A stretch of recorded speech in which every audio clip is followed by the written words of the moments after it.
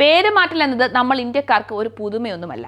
ചരിത്രം തിരുത്തിക്കൊണ്ടുള്ള പേരുമാറ്റലിനെതിരെ നിരവധി വിമർശനങ്ങൾ നടത്തിയവരാണ് നമ്മൾ.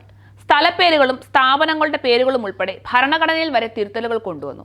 ഇപ്പോഴിതാ രാഷ്ട്രപതി ഭവനിലും മാറ്റങ്ങളുടെ പേരുമഴയാണ്. രാഷ്ട്രപതി ഭവനിലെ ദർബാർ ഹാളും അശോക ഹാളും ഇനി മുതൽ അറിയപ്പെടുന്നത് ഗണതന്ത്ര മണ്ഡപം എന്നും അശോക മണ്ഡപം എന്നുമായിരിക്കും. ഇന്ത്യയിലെ ചരിത്ര മുഹൂർത്തങ്ങളെ സാക്ഷ്യം വഹിക്കുന്ന ഈ കെട്ടിടങ്ങളുടെ പുനർനാമകരണം നടത്തിയിരിക്കുന്നത് രാഷ്ട്രപതി ദ്രൗപദി മുർമുവാണ്. എന്താണ് ചരിത്രമുറങ്ങുന്ന ഈ രണ്ട് ചരിത്ര സ്മാരകങ്ങൾക്കും പറയാനുള്ളത്?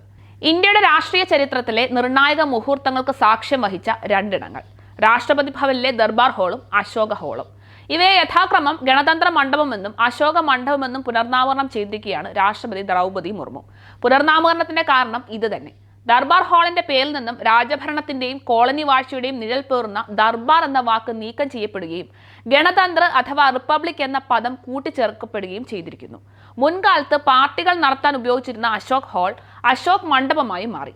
രാഷ്ട്രപതി ഭവനിലെ ഏറ്റവും രാജകീയമായ മുറി എന്ന് വേണമെങ്കിൽ ഗണതന്ത്ര മണ്ഡപത്തെ വിശേഷിപ്പിക്കാം. സ്വാതന്ത്ര്യലബ്ധിക്ക് ശേഷം ജവഹർലാൽ നെഹ്റുവിന്റെ നേതൃത്വത്തിലുള്ള പ്രഥമ സർക്കാർ സത്യപ്രതിജ്ഞ ചെയ്തത് ഇനിമേൽ ഗണതന്ത്ര മണ്ഡപം എന്നറിയപ്പെടുന്ന അന്നത്തെ ദർബാർ ഹാളിലാണ്. ദർബാർ ഹാൾ എന്ന പേര് കിട്ടുന്നതിന് മുൻപേ ത്രോൺ റൂം എന്നായിരുന്നു ഇത് അറിയപ്പെട്ടിരുന്നത്. 1948 ഇന്ത്യയുടെ ഗവർണർ ജനറലായ സി രാജഗോപാലാചാരി സത്യപ്രതിജ്ഞ ചെയ്തത് ഇവിടെയാണ്. 1950 രാജേന്ദ്ര പ്രസാദ് പ്രഥമ രാഷ്ട്രപതിയായി സത്യപ്രതിജ്ഞ ചെയ്തതും അധികാരത്തിലിരിക്കവേ അന്തരിച്ച ആദ്യത്തെ രാഷ്ട്രപതിയായ ഫക്രുദ്ദീൻ അലി അഹമ്മദിന്റെ പൊതുദർശനം നടന്നതും ഇവിടെ തന്നെയായിരുന്നു. ഭാരതരത്ന ഉൾപ്പെടെയുള്ള പുരസ്കാരങ്ങൾ, സർക്കാരിന്റെ സത്യപ്രതിജ്ഞകളും സുപ്രീം കോടതി ചീഫ് ജസ്റ്റിസിന്റെ സത്യപ്രതിജ്ഞയും ഇവിടെ വെച്ചാണ് നടക്കുന്നത്. പേര് കേൾക്കുമ്പോൾ ഏറെ വിസ്തൃതി ഉണ്ടാകുമെന്ന് ചിലരെങ്കിലും കരുതുമെങ്കിലും താരതമ്യേന ഒരു കുഞ്ഞൻ മുറിയാണ് ദർബാർ ഹാൾ. ദർബാർ ഹാളിന്റെ സ്ഥലപരിമിതിയെ തുടർന്ന് 1970കളിൽ സത്യപ്രതിജ്ഞാ ചടങ്ങുകൾ കുറച്ചു കാലത്തേക്ക് താരതമ്യേന വലിപ്പമുള്ള അശോക ഹാളിലേക്ക് മാറ്റിയിരുന്നു. AD 5-ാം നൂറ്റാണ്ടിലെ ബുദ്ധന്റെ പ്രതിമ ഇവിടെ സ്ഥാപിച്ചിട്ടുമുണ്ട്. ഇതിനു മുന്നിലായാണ് രാഷ്ട്രപതിക്കുള്ള ഇരിപ്പിടം. ദർബാർ ഹാളിന്റെ ഇടനാഴിയിൽ മുൻ രാഷ്ട്രപതിമാരുടെ അർത്ഥകായ പ്രതിമകളുമുണ്ട്.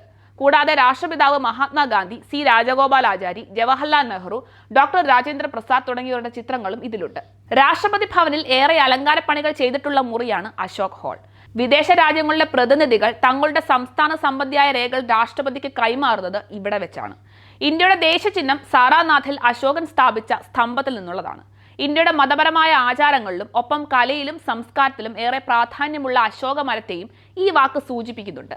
അശോക് ഹാളിനെ അശോക് മണ്ഡപം എന്ന് പുനർനാമകരണം ചെയ്യുമ്പോൾ ഭാഷാപരമായ ഏകത്വം കൈവരിക്കുകയും അശോക് എന്ന വാക്കിനോട് ചേർന്ന് നിൽക്കുന്ന മൂല്യങ്ങൾ ഉയർത്തിപ്പിടിക്കുന്നതിനൊപ്പം ഇംഗ്ലീഷ് വൽക്കരണത്തിന്റെ അടയാളങ്ങൾ നീക്കം ചെയ്യപ്പെടുകയും ചെയ്യുന്നു എന്നാണ് അശോക് ഹാളിനെ അശോക് മണ്ഡപമായി പുനർനാമകരണം ചെയ്തുകൊണ്ടുള്ള കുറിപ്പിൽ വ്യക്തമാക്കുന്നത്. എന്തായാലും ചരിത്രമുറങ്ങുന്ന ദർബാർ ഹാളും അശോക് ഹാളും ഇനി പുനർനാമകരണത്തിലേക്ക് വഴിമാറുമ്പോൾ വിമർശനങ്ങൾ കൂടുമോ എന്നത് കണ്ടു തന്നെ അറിയണം.